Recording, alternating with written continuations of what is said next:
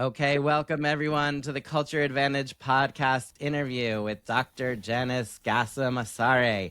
Janice, I've been so excited to talk to you for a long time. I've read a lot of your writings, and so I'm thrilled to have you on the podcast. Welcome. Thank you so much for having me. I'm so glad to be joining you, and I'm really excited about our conversation today. Awesome.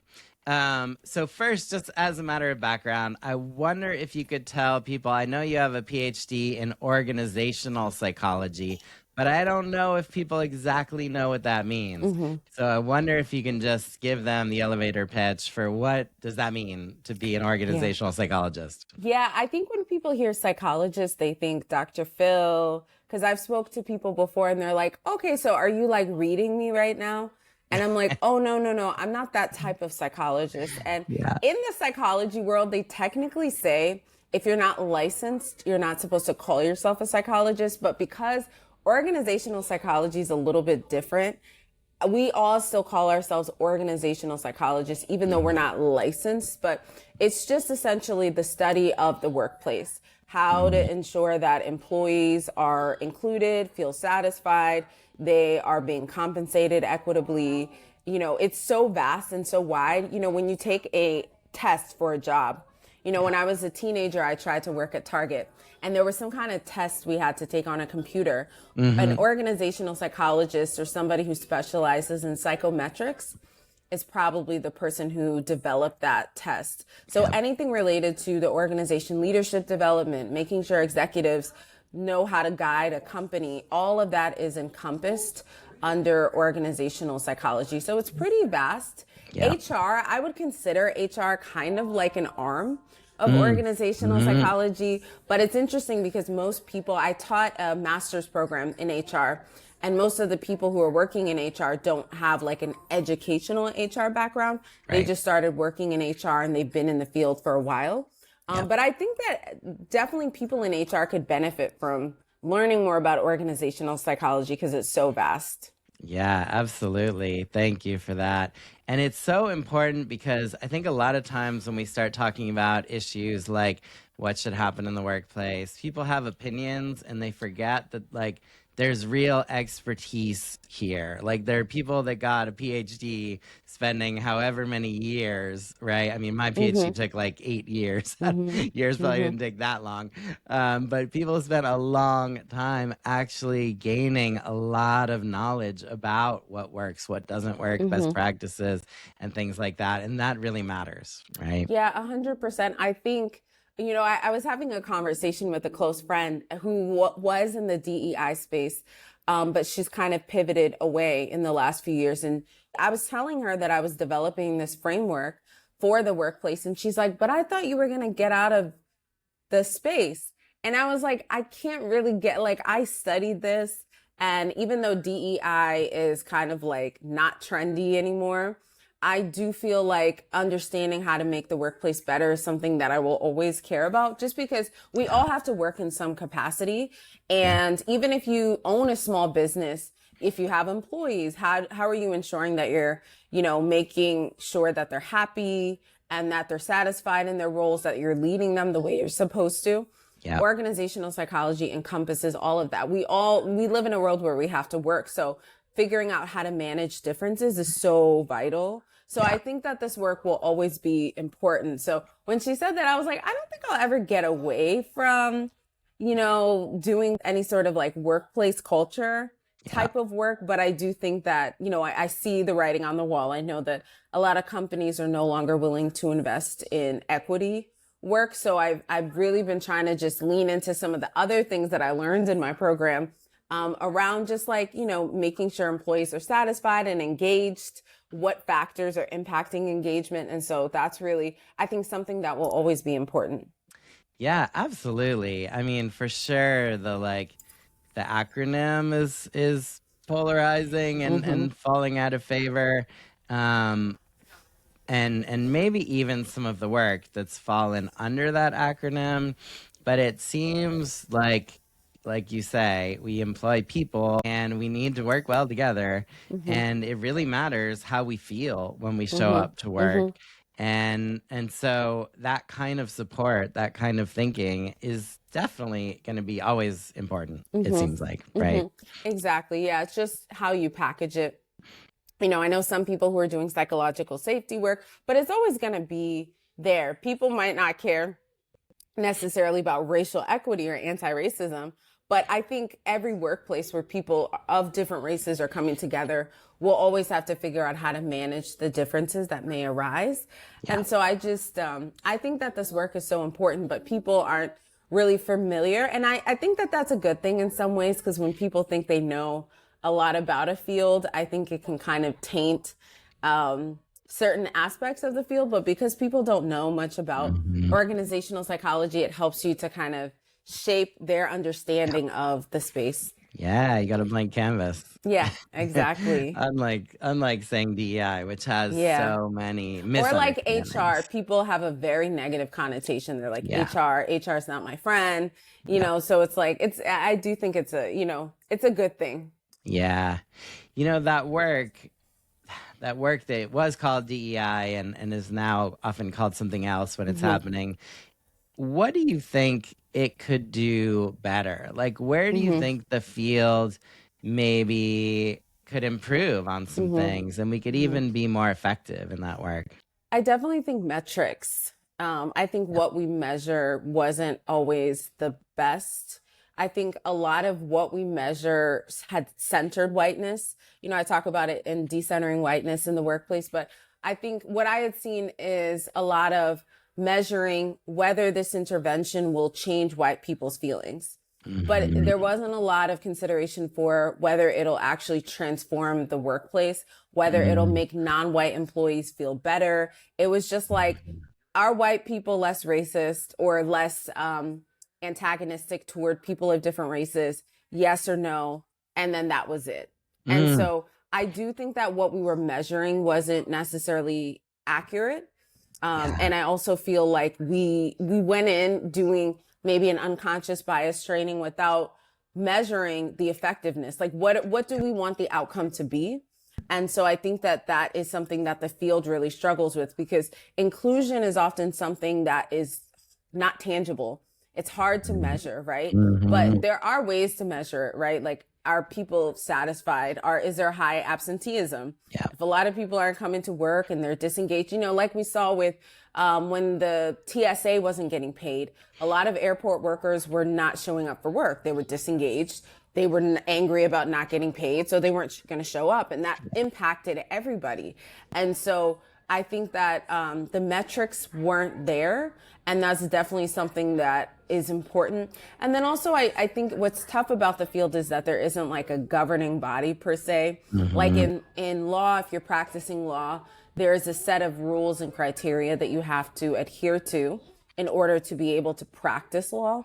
And in medicine, but there's no like governing body. Even in HR, if you work as an HR professional, you don't have to have certifications, but the Society of Human Resource Management is a very popular certification that a lot of people get. And so it's difficult because there isn't any sort of governing body dictating, and that is a good thing because it kind of depends on a lot of factors. But I also think it's a bad thing because nefarious actors can come into the space and say that they know how to do the work without being able to provide receipts. Yeah. And so I think that that's what happened, where people saw it was like a DEI gold rush. They came into the space to make money. And now that it's no longer profitable, a lot of people have exited. But I think that that's a good thing, because I think the people really committed to the work will continue doing the work. So I do think that there was just a lot of ambiguity in the space. Yeah, for sure, right? And sometimes like exactly like you said, people bring in somebody and it doesn't go well, and then they think that's like, oh well, that's just the field. The field doesn't work, or this, and not realizing that there's such a wide range of folks who do this kind of work. Yeah. And Exactly. then so I've definitely had clients that are like that, like, wow, like we've had people in and it wasn't like this, Yeah. Like, Yeah. we didn't realize this was possible. Exactly. Yeah. And I think if you don't have goals starting, it just sets you up for failure. Yeah. Because then you're like, what are you measuring? How do you know when you're successful? And it's like, if it's just based on a feeling, that's not going to be something that drives long-term success. Right, right. Or your metric is just Mm-hmm. like, did we bring in a speaker to talk Yeah. about this during our, Yeah. our offsite or Yeah. our leadership conference or whatever it was. Exactly. You mentioned decentering whiteness. Can we talk about that for a minute? Because I Yeah. bet a lot of people haven't heard that phrase, don't know what that means. There's sort of been this whole controversy about that Mm-hmm. phrase. Like, tell us Mm-hmm. just first, what does decentering whiteness mean? Yeah, so the idea of decentering whiteness is looking at whiteness as a system. This is the system that prioritizes white culture, white norms, white standards within society, and how we uplift that system. So we do this outside of the workplace, but it was interesting to dive into the ways that we prioritize whiteness and white culture in our workplaces. And even those of us who don't identify as white do this, where we might if I'm a manager and I see a black employee coming in and they have an afro, I might say, well, that hairstyle is unacceptable for the workplace or it's not professional. And that's an example of somebody centering whiteness. So whiteness doesn't need white people to be upheld as a system. And so I wrote this book around this concept of decentering whiteness. And funny enough, in 2023, I wrote an accompanying article about some of the tenets of the book. And Forbes tweeted about the article and JD Vance saw it. And this was back when he was just a US senator. And he tweeted about it, and I got so much backlash, and I got death threats, and I got a bunch of hate mail in my email. And I get that sometimes with my articles, but not to this level.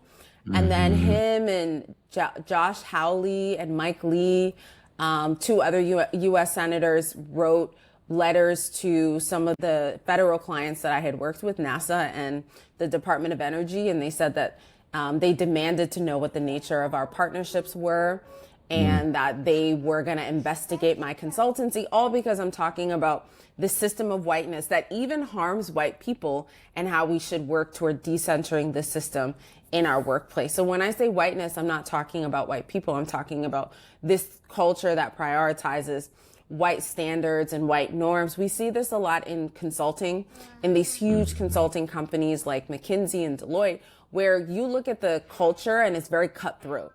Everything is like competition. And in white culture, that's something that's centered. But when you go outside of white culture, right, you go to other cultures, there's more of a collectivist culture, even in the workplace, where it's kind of like you help your fellow coworkers out and you're on a team. But in these sorts of like consulting cultures, and whiteness really prioritizes, go, move fast and break things, like the tech bros say. And so that is actually harming all of us because that culture is not sustainable for anyone. There's so much to dig into there. You're helping people build a deeper understanding of what this even is. Because for a lot of people, this is like, wait, what? What do you mean exactly? And then also you give tons of really just practical things you can do, right? So I love that combination. But what are some examples that are like light bulbs for people if they've never heard of that before? I mean, you mentioned the one about hair and professionalism. Are there others that you often point to? Yeah, I think a big one that we all know about is like resume bias. They did a really important study like 20 years ago called, it was something like, is Keisha better than Brian? Something like that, where they looked at black sounding names compared to white sounding names. And what they found, unsurprisingly, was that those with more black sounding names received fewer callbacks for resumes. And they've replicated this study. I saw this study actually in Sweden, where they took people with Arab sounding names and people with Swedish sounding names, and they've replicated it where people with more Arab sounding names receive fewer callbacks. And so I think that just at that level, you might just be deprioritizing somebody just because of their name, who's more qualified than other candidates, but because you see their name and an unconscious bias kicks in, it impacts your talent pool. And so I think that that's something that's very like top level that happens. Also during the promotion process, that happens a lot during advancement. And so when we think of the ways that whiteness culture is centered, there's so many. Even what we prioritize in the workplace, where America's we have just a burnout culture. People are exhausted. And the things that we prioritize are tenets of white culture where we're in competition with each other, we're not helping each other. And it creates this environment that's very toxic, where it's like, I have to be, we see all these shows. I don't watch the shows like Billions and all of that, but I feel like the ones about Wall Street and all of that really show you how things are. And all of that is like peak whiteness culture, where it's just like, we're doing whatever we can to get to the top. And it doesn't matter who we hurt on our way up.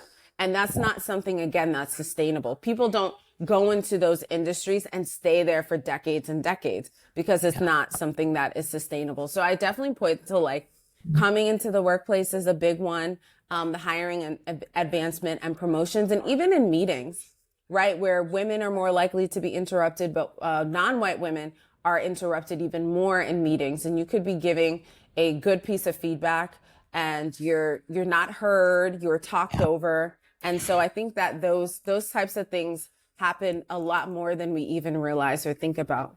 Yeah, and thank you for that. And it's so pervasive, right? Like you can almost look at anything and see how it's centering whiteness. I mean, I'll often give even examples of like schools, like, okay, yeah, sure, if we're teaching about, history, there are kind of obvious ways to decenter whiteness. But what about like math? What names are you using for word problems, right? Just everywhere. And sometimes people say, well, isn't that forced to bring in a name that sounds not white or not normal, as people say? And it's like, well, isn't it forced to never use those names? Isn't that pretty forced too? Just in a different way. So I think it takes a while for people to wrap their heads around that, right? Yeah, I think about like Pythagoras theorem and Plato and all of these people we learn about when you learn about language and math. And it's usually Europeans. It's never really like people who, and even like, when you think about wealth, a lot of people don't know about this man, Mansa Musa, who was from Mali, I believe, in the 1300s. And he had more wealth than anybody who lived in the world at that time. And I think Ryan Coogler, the director, is making a movie around him. But when you think about wealthy people, you think of Jeff Bezos and Elon Musk. And even in history class, you don't learn about, in history class. But I also grew up in Virginia, and I feel like Virginia is very myopic in what they teach us. We learned about the Civil War, but through a very specific lens, being the capital of the Confederacy. And so I think that's such a great point. And it starts so young, like what you learn in school, what you see on TV, what you see being prioritized. And so all of these things make us, there's a chapter in the book where I talked about how I centered whiteness. And I think people would be surprised to hear that because they might have thought it was just a book about me talking about white people. But I talk about and do a deep dive into the ways that, as somebody who grew up mostly in white culture, how I learned to prioritize and center whiteness. I had like a strong disdain for rap music when I was young because I knew, okay, that's music that Black people created and that they listened to. And I wanted to fit in with my peers. So I was very like anti-rap music. And so that was just one of the ways. And my dad had taught at many universities, and toward the end of his career before he retired, he was teaching at historically Black colleges and universities. So I could have gone for free or for heavily discounted, but I just thought that Black colleges were somehow lesser than predominantly white institutions. So there are many ways that I centered whiteness in my own life because we're all kind of like breathing the same contaminated air. And so there's so many ways. And I think that when you start unpacking the ways that in your own life, it's really powerful. Someone told me at her wedding, she decided she was Dominican and she has curly hair naturally. And she said she decided to wear her hair straight because of her family. And they all made comments about her hair. And so I was like, even in our wedding and in, some of the most exciting moments in our lives, we're still centering whiteness. And so it's so pervasive when you think about it. But it's like when you look at it from a workplace context, it's like we're bringing in our own white centering into our workplace practices. Yeah. Gosh. And you give a great example in the book, too, which I think might be illuminating for people of a workplace policy, which on its surface seems neutral. You talk about how the sort of the customer is always right policy is also something that centers whiteness. Can you talk about that one? Yeah, I worked with a big fashion house, and they were saying how there was an incident where, people know this company because, their bags are, I don't know, $50,000 or something. And there was a customer who called in. They have like a call center in the tri-state area. And there are these young Gen Zers who pick up the phone and resolve issues. And this man called in, presumably white, and he was complaining about something, and the policy is to fix whatever issue the customer is experiencing. And he was mad that he didn't get his issue resolved, and I think he was able to tell from the way that the agent was speaking that he was being helped by a black person. And he left a voicemail, and in the voicemail he left disparaging remarks and racial epithets and all of that. And when they heard, because they listened to the voicemail, when they heard that, the company did what they could to make sure that the customer was okay, because they were spending a lot of money, but they didn't do enough to ensure that after hearing that, the employee was okay.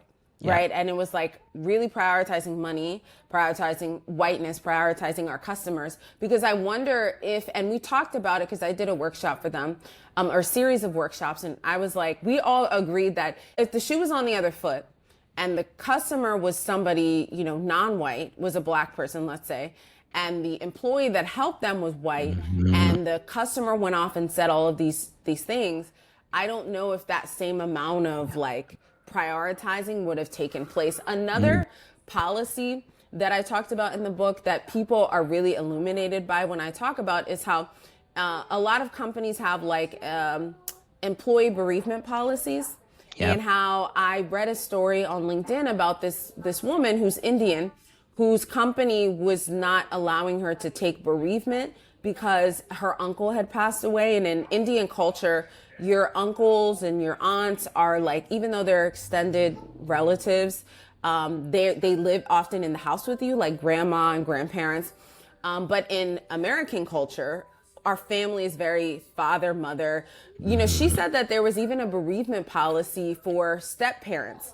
And she said in Indian culture, divorce is not something that's common. So they don't have step parents or stepdaughters, stepchildren. So she was like, even in the bereavement policies, they prioritize the American and the white family, because if you look within other cultures are multi-generational, where maybe in the average black family, you might have 3 generations living in a home. In a lot of East Asian cultures, you have the same thing, where you have multiple generations living in a home, but that's not something that's normal in the U.S., right? In the U.S., when a person gets older, it's very normal to put them in a nursing home. But in a lot of cultures, collectivist cultures, that's not something that's like normal to do. And so even the bereavement policies, which are just seemingly very benign on the surface, prioritize and center white culture. It's so, like you said, it's so illuminating, all those examples. And it's so, I think the phrase is so helpful, and the way you write about it is so helpful, because it literally is like putting whiteness at the center. It's like imagining our society as having this norm or standard, and everything else just kind of goes around it and adds a little flavor, rather than, okay, we live in a multicultural, multiracial, multilingual society, and everyone is valued equally, right?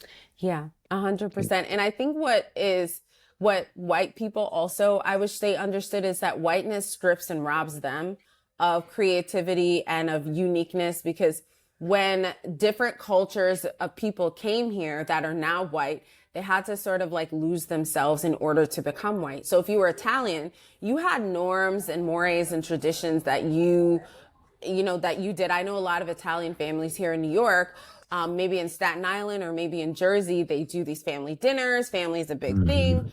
But like when you come to the US, you have to really become white. And that comes with losing parts of your culture and losing parts of yourself and losing all of that to kind of amalgamate into whiteness. Yeah. And so I think that we don't talk enough about what white people also lose when they adopt whiteness as a culture and as a norm. And so I think that that's not talked about enough.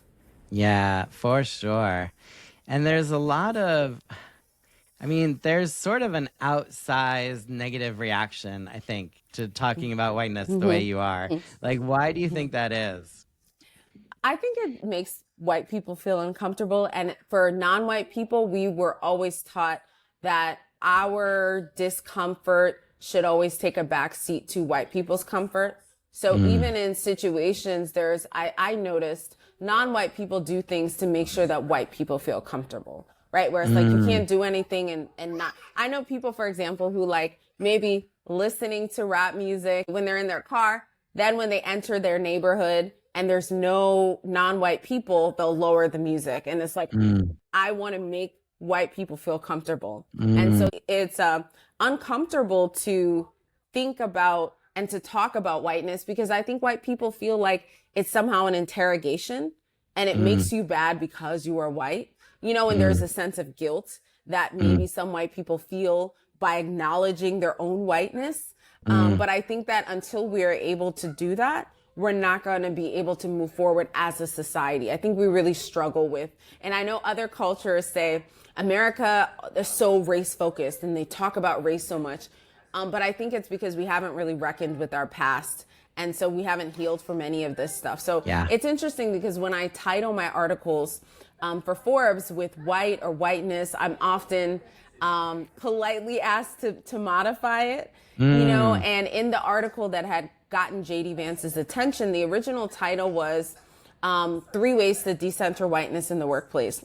We ended up changing the title to like 3 Ways to Transform the Workplace, something very bland and boring. But it was just that word of whiteness, which was a trigger for so many people, you know, but I think it's like, because Vivek Ramaswamy had also came into my mentions on Twitter and had said the article was egregious. And I find it very fascinating that he is somebody who's non-white and who has been getting a lot of vitriol when he joined Doge or he was part of Doge, and his statements about American culture and how the reason why America is behind educationally is because they prioritize the chicks and the jocks over, you know, whatever it is that he said. He got a lot of vitriol, a lot of xenophobia, and a lot of racism because of those statements. And yet his reaction is still to center and prioritize whiteness, right? He could have not said anything, but he decided to tack on and say the article was inappropriate. And so I do think that talking about whiteness makes non-white people feel uncomfortable because we're taught to prioritize white people, and talking about it makes white people uncomfortable because it like triggers some sort of guilt maybe, or it feels like accusatory. Yeah, it's so interesting. And the anger, like you talked about getting death threats. Like I want listeners to realize the courage you have to be you and to continue writing about what you're writing in the face of all that. And Michael, what was so scary about it is at the time I was like 3 months pregnant. And I'm getting, you know, my book came out. There was a lot going on in the world because it was also right after October 7th. The book came out like 2 weeks after October 7th. So much of the conversation was focused on what was happening with Israel and Palestine. And then, you know, I wrote this article. Nothing happened. You know, when I wrote the article, I wrote it in the end of October. And then right before Thanksgiving of that same year, that's when everything blew up. And they were trying to investigate my consultancy, and I was pregnant. And it was just like, I have a mailbox in New York City that I get my business mail sent to. And I received a letter in there. And I'm from the era, I'm a millennial, but I'm like a normal, I don't think I'm an elder millennial, but I remember anthrax and people getting random stuff mailed to them with white powder on it. So when I see someone randomly, there was no return address, which was very unnerving to me because I was like, how are you able to put something into, this person must have been in New York City and walked to my mailbox and put something in, because you can't send something in the mail without a return address. But there was no return address, and it was just like 3 pages of just berating me because I wrote the Mm, article. And for mm, somebody to go to that length, that was just really, really scary to me at a yeah. time where so I kind of just retreated. I stopped promoting the book and I just was like, let me focus on, Mm. my pregnancy and just like staying okay and staying alive because it was just scary. That's so scary. And like I don't get nearly that much. Like I write, very Mm-hmm. publicly about some of this stuff, but I don't get that same level of, hate and antagonism. Some, but like not nearly to that level. So it's striking. Like I remember, it just hit me too when I was doing a keynote right after Ibram X Kendi, Mm-hmm. and so I was watching his, and I noticed he's wearing a bulletproof vest to do his, and has two security guards. Like I can't even What year imagine. was this? This was, I want to say, 2022. Wow. And he was Yeah. still, wow. Yeah. Maybe 21, maybe Mm-hmm. 2021 at the end. Can't Mm-hmm. remember exactly. Um, Wow.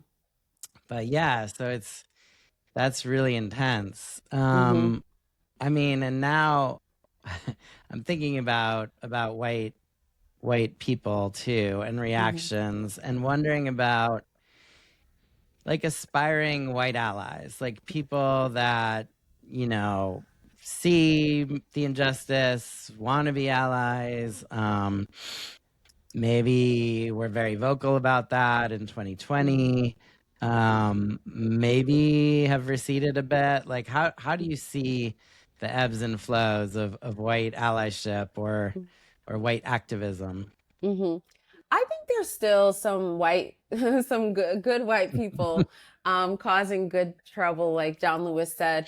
I Mm-hmm. think about in my book Rise and Resist, I talked about somebody that I greatly admire named Derek Bell. He was a lawyer and he's one of the architects of critical race theory. But Yeah. he's somebody who he worked at Harvard and he worked at all of these prestigious places, and he used his power and his privilege to advocate for others. So when he saw at Harvard that there were no tenured women of color or tenured Black women, he took a leave of absence and refused to come back until they made a Black woman tenured. And so I thought that that Yeah. was really powerful. But I think about what he said, and he has this concept called interest convergence, where he basically says white people will not be moved to action unless a policy or a practice or some kind of idea, it positively impacts them. So Mm. if they see that the Affordable Care Act will help them, that's when they'll be in support of it. Even though it's helpful to these other groups, they don't care, right? And I think we saw that with affirmative action and DEI. The irony is white people often benefited more than other groups, but there was this perception that Yeah. they didn't.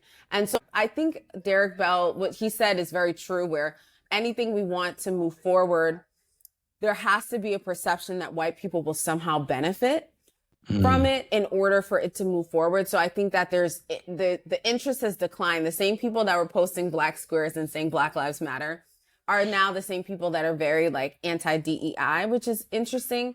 But I do still think there's white people out there that are doing good work, that are advocating for change. I just saw a program yesterday about reparations in Charleston, South Carolina.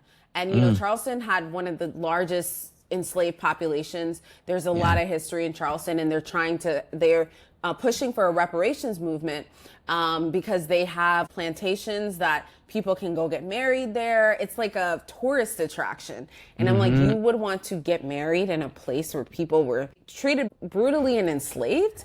And so there is this movement for reparations, and they interviewed 3 Black people who were part of the movement and this one white woman whose family owned that plantation. And she was Mm-hmm. saying it's time for change. And now is the time to really make your voices heard as white people. And I thought that that was good. I was like, see, Yeah. this is a white person using their power and their privilege for good. Yeah.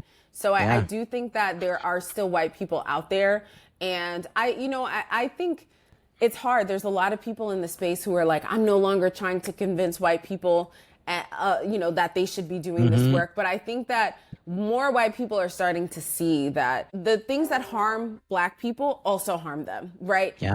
For the people who thought that voting for someone like Trump would be good because he would address immigration and he would address DEI and all these things, are now seeing, oh, wait, these are negative things the farmers that supported him are seeing now, like our cattle and our beef and this worm that's in the beef and all of these things, like, are negatively impacting me. So I think people are starting to realize it's not just them. It's not Black people or Asians or, Latin Americans that are impacted by these policies. They're impacting us as well.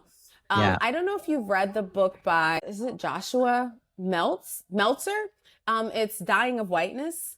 It's such a good book. Oh, it's such a good book. And he talks about how he interviewed a lot of white people in rural areas, and they were so staunchly anti-Affordable Care Act because they were like, it's Obama. Obama created it, but they're actually the ones that are benefiting most from it. And when you take it away, when you look in states where they've removed the Affordable Care Act, you see that, yes, Black people are disproportionately impacted, but those white people in rural areas also are. And so I do think that there's still white people out there that have realized that whiteness culture is harming all of us. But there are also people who just don't realize or don't care or don't think that any of this will impact them, which is not true. It's impacting all of us. Yeah, for sure. So your new book, Rise and Resist. Can you tell us about that? Not always a title that you associate with workplaces. Like, tell us more about that. Yeah. So my publisher, I know we have the same publisher, and I worked with Steve for both books, and Steve was great, and Steve is a good ally, to me. But Steve was like, "Why do you want to write another book after what you went through with J.D. Vance and Decentering Whiteness?" And I just felt like I started writing February of 2025. So I was like, I see the writing on the wall and what's happening, and I feel like now is not the moment to be silent. So in the book, I took 32 different Black people globally throughout history who have resisted. People like someone that really inspires me is Ida B. Wells. And she was a journalist who in the 1800s, she wrote about all of the lynchings that were taking place in the U.S. There wasn't like anybody keeping track of all of the Black people that were being lynched. And she was keeping a record. She called the book a red record of all of the Black people that had been lynched in the country at the time. And the office that she was working at had gotten blown up. I believe it was in Memphis, Tennessee. She was working as a journalist in one of the offices, and her office got blown up. And so she was doing work under a lot of resistance. And so she was somebody that really inspires me. And it's important to look at the people who have resisted really difficult circumstances and how they were able to navigate what was happening, and not just in the US, but globally. And we could take, I think what a lot of people are trying to do or tried to do in 2025 was come up with new frameworks to navigate what was happening with this administration. But I'm like, why don't we look at what people before us had to endure? Because as bad as this feels right now in 2025 and 2026, hundreds of years ago in the 1800s, even in the 1960s, people were being lynched. They were being chased by dogs. They were being hung from trees. And there was no sort of like recourse. There was no justice. And we live in an era now where we have cell phones, we have social media.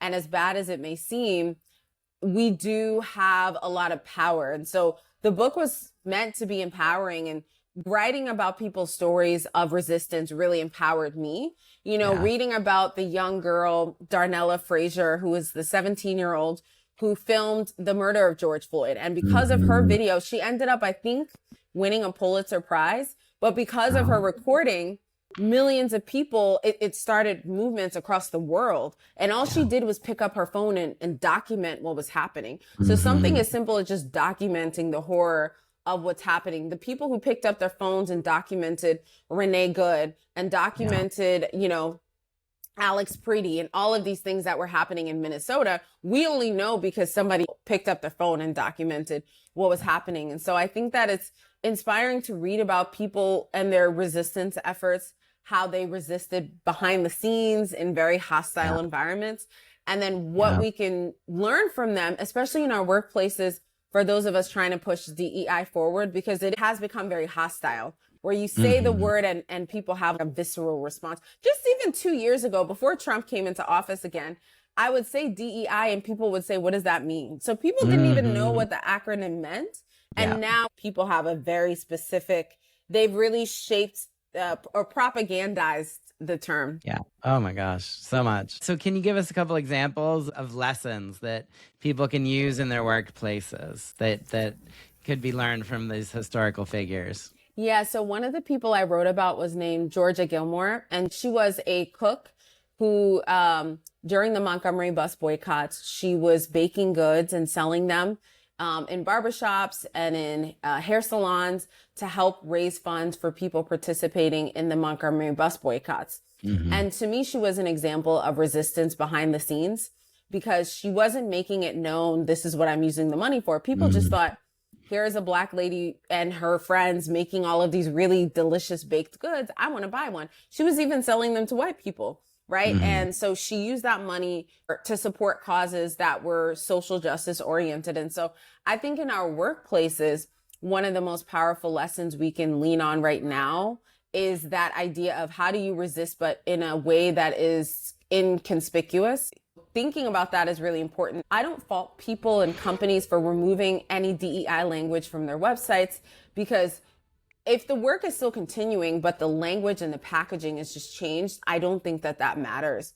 You know, I think that removing DEI can sometimes mitigate the hostility that people feel, you know, and so thinking about ways that you can push the work forward, but you're not doing it in a way that will draw too much attention, right? Instead of saying, we're going to bring this person in to talk about bias, you might say, we have a trainer that is coming in to help people focus on leadership development.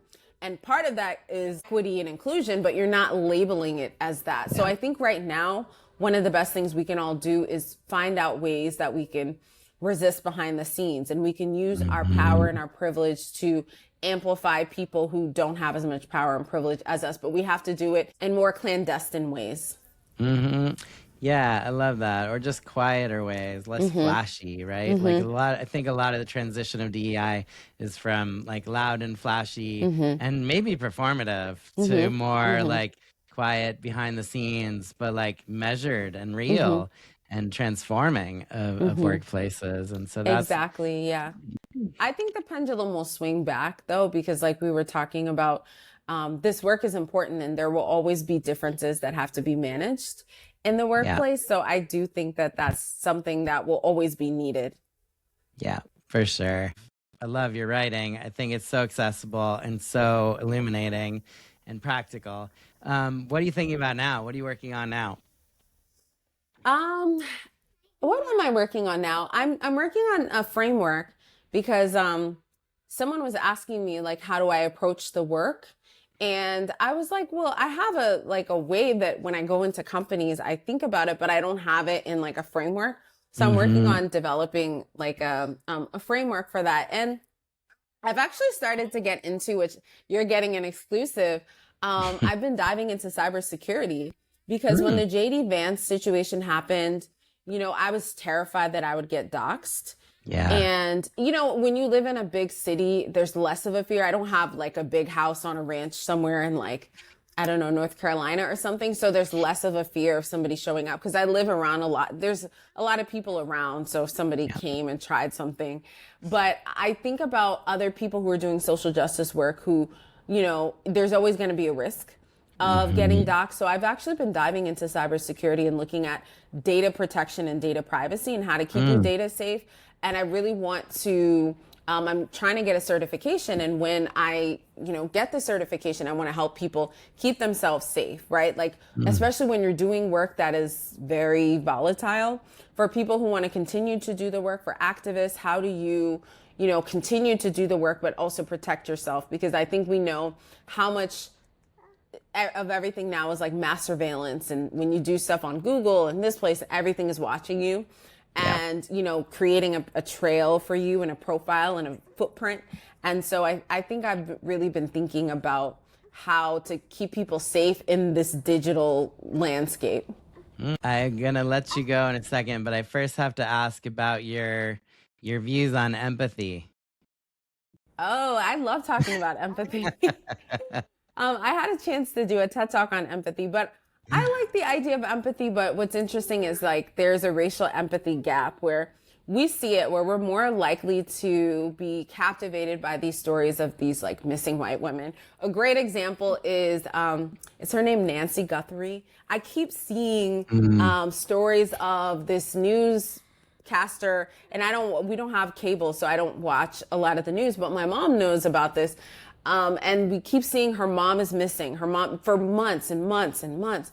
And I'm like, I hope that they find this woman, but it's like dominating the headlines. And I'm like, I know if this was like Gail King's mom, I don't think we would be talking about it for so long, right? And I don't know the ins and outs of this woman and her beliefs and all of this, and there's a lot of conspiracy theories, but I do feel like we're more likely, and we saw this even with the war that happened between Russia and Ukraine, where there were newscasters who were like, "This is not supposed to happen. These are blonde-haired and blue-eyed people," as if war is only supposed to happen to a certain type of person. And so when we see even like what's been happening, there are many like issues that are happening in Ethiopia and in Sudan and in the Democratic Republic of Congo, but those things don't get visibility because they are happening to Black people. And so I do think that there is a racial empathy gap. So when we say, oh, just have more empathy, it's like, it's not just that, right? There was a great book called Against Empathy. And the writer was a Yale psychologist. I'm forgetting his name, but he talked about how people had more empathy for the tragic shooting of those kids in Newtown, Connecticut, than they do for the kids that are constantly being killed in Chicago, because in Chicago it's Black kids being killed. And he talked about the numbers. I'm not sure the accurate numbers now since he wrote the book, but the number of kids that get killed in Chicago each day compared to the number of kids that were killed in Newtown, Connecticut on that one horrific day, and how much empathy we had for those kids, and how we don't even blink an eye or bat an eyelash when it comes to the kids in Chicago. So it's really fascinating. So now my idea and my perception of empathy is different, because when we tell people, oh, just put yourself in the shoes of others, for some people, it's just, I will never understand what it's like to be a man because I've moved through my life as a woman.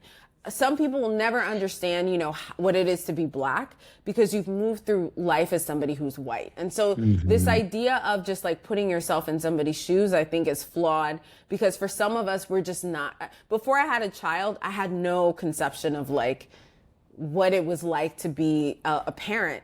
And once I had, so I think that there's some things you have to actually experience. So I don't know if I'm like a huge fan of this idea of empathy. Yeah, certainly not as like solving everything, right? Um, Exactly. yeah, I love it. I Thanks love for it. asking me about that. I love talking about empathy. Oh, good. Me too. It's really fascinating, I think. Where should people go to find out? There's so much, like you've written so much, and your ideas are so interesting and illuminating. Where can people go to find out more about you and your writing and to connect more with you? I'm on LinkedIn a lot, and I would say LinkedIn and Instagram. But if you just search my name, Janice Gassam Asare, all my stuff will pop up. So, Yep. depending on whether you like videos or you like to read, you could check out my articles. I've actually written more than 500 articles now. Next month is my 8-year anniversary writing for Forbes. So I have a lot of articles. So I'm glad it's like a whole catalog. So if you like to read, you could check it out. But I know Yeah. some people are not into reading. So, connect with me on LinkedIn or on Instagram. Yeah, beautiful. And then sometimes if people are so moved, I like to give them a little something they could like do differently in between this episode and the next one, whether that's, noticing something or journaling about something or reading something or trying out some way of interacting with somebody, or like what would you assign them, an optional homework assignment if you could?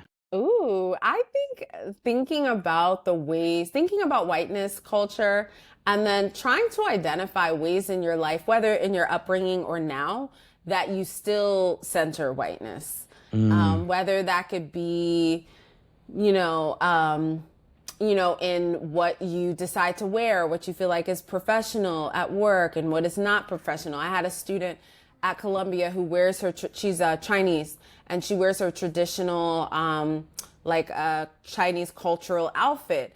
And I asked her, I'm like, oh, I know that the program director said everyone has to be professional. Has he given you any issues about what you're wearing? And she's like, he hasn't. This is my culture. This is my tradition. I'm not center. And she said, I don't think she knew I had a book called Decentering Whiteness, but she said, I'm not going to center whiteness. And I love that. So I think just thinking about ways that you center whiteness in your life, because I think the first step to interrupting and decentering whiteness is recognizing how we're even centering whiteness. And there are probably many ways that you don't even realize. Maybe you're from a country outside of the U.S., if for U.S. listeners, and maybe you've modified the way that you speak to sound more American. I know somebody who's Jamaican, and she had a strong accent, and she moved to New York at a young age, and she learned how to change how she talks so she was more American and sounded more white. And so thinking about that, I think, is really powerful, because I think there's a freeness that comes with deciding not to center whiteness anymore.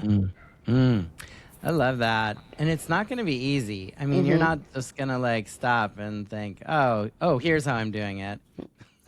Yeah, exactly. It might be like an epiphany, right? Where I had an epiphany. I didn't put it in the book, but I remember one of my best friends in college, I always wanted a nose ring. And she told me my nose was she didn't say your nose is too wide, but she's like, you don't have the type of nose for a nose ring. And I was like, and that stuck with me.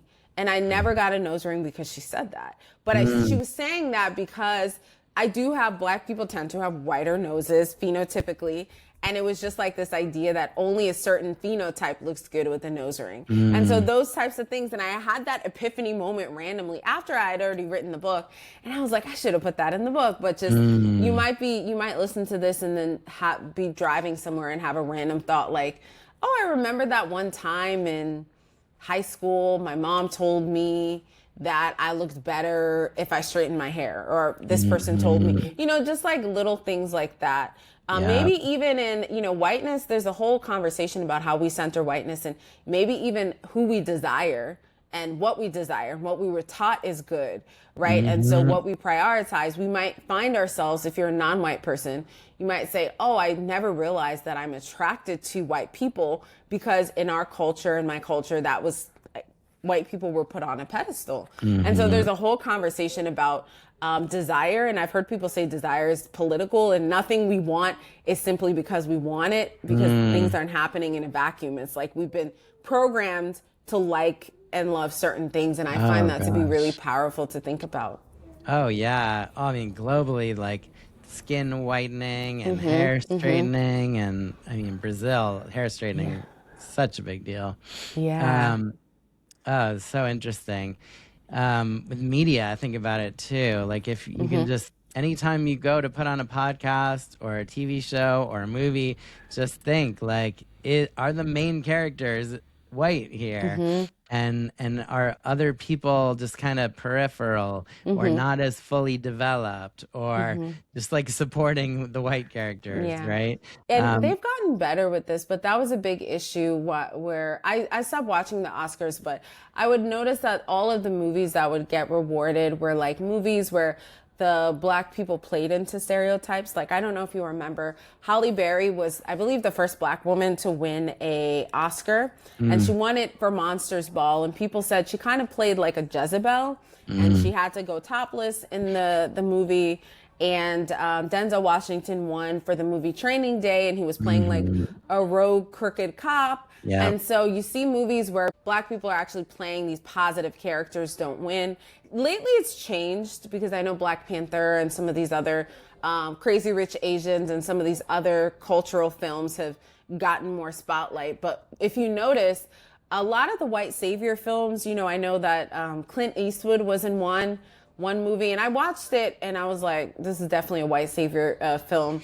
Gran Torino, maybe it was, and there's so many, so many. Even what we are taught to is oh, this is good, but in the context of whiteness, right? Like Oh my with God. these whites, white people are like The Help is a perfect example, or Yeah. what is it called? 20 years, 40 years a slave, or whatever that movie, where it's like, okay, this is about a particular culture, but it's like centered around their suffering, and white people have to come in and help and save them. Yeah. Yeah. And even when it's a little more subtle, but not really, like Dune or like Avatar, Avatar, yeah, I was gonna say they right? say Avatar's very, and they just came out with a new Avatar, and I was just like, I like Avatar, but it had definitely elements of the white Yeah. savior narrative. Yes. Yes. All right. Awesome. We'll leave it there. Janice, thank you so much. This has been so fascinating to talk to you. Really appreciate you taking the time. Thank you so much for having me, Michael. All right. Take care.